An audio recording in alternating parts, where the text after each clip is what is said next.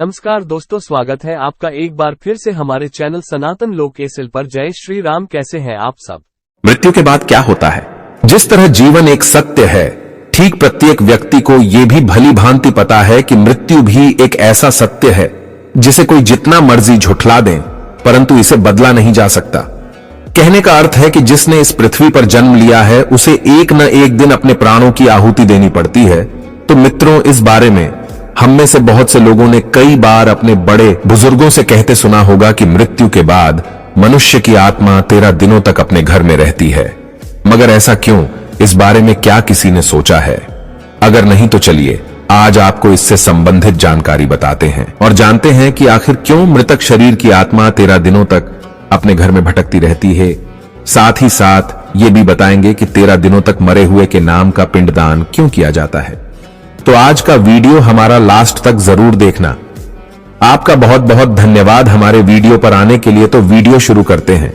तो मित्रों, गरुड़ पुराण में इस बारे में विस्तार से बताया गया है। गरुड़ पुराण में बताया गया है कि जब किसी व्यक्ति की मृत्यु होती है तो यमराज के यमदूत उसे अपने साथ यमलोक ले जाते हैं। यहां उसके अच्छे और बुरे कर्मों का हिसाब होता है और फिर 24 घंटे के अंदर यमदूत उस प्राणी की आत्मा को वापस घर छोड़ जाते हैं। यमदूत के द्वारा आत्मा को वापस छोड़ जाने के बाद मृतक की आत्मा अपने परिजनों के बीच भटकती रहती है और अपने परिजनों को पुकारती रहती है, लेकिन उसकी आवाज को कोई नहीं सुन पाता। यह देखकर मृत व्यक्ति की आत्मा बेचैन हो जाती है और जोर जोर से चिल्लाने लगती है। इसके बाद आत्मा अपने शरीर के अंदर प्रवेश करने की कोशिश करती है, लेकिन यमदूत के पास बंदिश होने के कारण वह मृत शरीर में प्रवेश नहीं कर पाती। इसके अलावा गरुड़ पुराण की माने तो जब यमदूत आत्मा को उसके परिजनों के पास छोड़ जाती है तो उस समय उस आत्मा में इतना बल नहीं होता कि वो यमलोक की यात्रा तय कर पाए।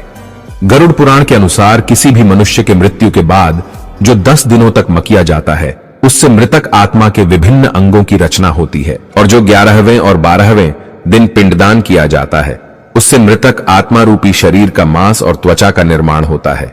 और जब 13वें दिन 13वीं की जाती है तो उस दिन मृतक के नाम का पिंडदान किया जाता है। उसी से ही वो यमलोक तक की यात्रा तय करते हैं।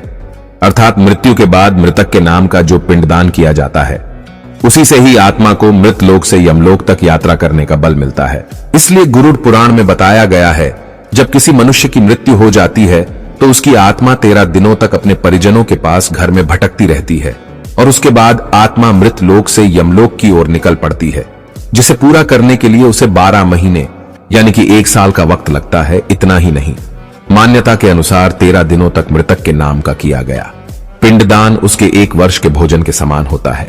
तो दोस्तों, पिंडदान नहीं किया जाए तो क्या होगा? तो चलिए जानते हैं। अक्सर लोगों के मन में यह सवाल भी जरूर आता है कि अगर किसी मृत व्यक्ति के नाम का पिंडदान नहीं किया गया तो क्या होता है? तो दोस्तों, आपको बता दें कि इसका भी वर्णन गरुड़ पुराण में किया गया है। जी हां, जिस मृतक व्यक्ति का पिंडदान नहीं किया जाता, यमदूत उसे 13वें दिन जबरदस्ती घसीटे हुए यमलोक की ओर ले जाते हैं और मृतक व्यक्ति की आत्मा को इस दौरान काफी कष्ट उठाना पड़ता है। इसलिए हिंदू धर्म में मनुष्य की मृत्यु के बाद 13 दिनों तक पिंडदान करना आवश्यक माना गया है। इसके अलावा आपको बता दें कि 13वें दिन परिजनों के द्वारा मृतक व्यक्ति के नाम का जो भोज करवाया जाता है, अगर वह कर्ज लेकर किया जाए तो मृत व्यक्ति की आत्मा को शांति नहीं मिलती। इतना ही नहीं, गरुड़ पुराण में यह भी बताया गया कि जो व्यक्ति जीवित रहते हुए अच्छे कर्म करता है, मृत्यु के बाद उसकी आत्मा को यात्रा के दौरान यमदूत कोई कष्ट नहीं देते, और जो व्यक्ति बुरे कर्म करते हैं उसकी आत्मा को यमदूत यात्रा के दौरान कई यातनाएं देता है और आत्मा को कई कष्ट भोगने पड़ते हैं। तो दोस्तों, आप समझ गए होंगे कि मरने के बाद क्या होता है। दोस्तों, आज का हमारा वीडियो आपको कैसा लगा? अच्छा लगा हो तो प्लीज हमारी वीडियो को लाइक कर दीजिए और चैनल को सब्सक्राइब कर दीजिए ताकि आप हमारी वीडियो सबसे पहले देख सके। तो मिलते हैं अगले वीडियो में।